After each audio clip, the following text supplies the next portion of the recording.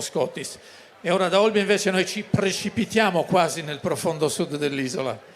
Andiamo addirittura a Gonnesa, nell'Inglesiente, in questo centro così antico, con il gruppo folk Sant'Andrea, che invitiamo già sul palco. Un gruppo che è di formazione anche abbastanza recente, è nato nel 2012, ma che già da subito si è riproposto lo scopo di riscoprire, di riproporre le diverse tipologie dell'abbigliamento del tradizionale popolare di Gonnesa, attraverso la partecipazione a processioni, sfilate, ma soprattutto attraverso uno studio minuzioso e dettagliato che ha dato poi origine a diversi convegni e alla rassegna di balli tradizionali Ballus a S'Antiga. E questo processo di recupero dell'abbigliamento tradizionale è avvenuto attraverso una ricostruzione minuziosa di foto d'epoca, testimonianze di anziani, ricerca in archivio, ed è un lavoro che davvero è evidente negli abiti che vengono indossati per le esibizioni. E avranno modo di proporci anche loro un ballo tipico di Gonnesa, su ballo Meurreddinu, come giustamente specificano loro nella corretta pronuncia di questo ballo. Ad accompagnarli c'è la fisarmonica Bruno Cametta, e permettetemi di spendere due parole in più su questo talentuoso interprete, che peraltro è anche un rigoroso ricercatore e studioso, ma anche sperimentatore, con due importanti lavori discografici che documentano questo suo approfondito lavoro attorno ai balli e alle musiche tradizionali dell'isola. Lui che già a 10 anni cominciava a suonare la fisarmonica, a 15 cominciava anche ad accompagnare i gruppi folk, e poi ha perfezionato i suoi studi anche dal 79, quando si è trasferito da Avignone in Francia al Conservatorio di Avignone. A lui quindi il compito, alla fisarmonica, di accompagnare il gruppo folk Sant'Andrea di Gonnesa.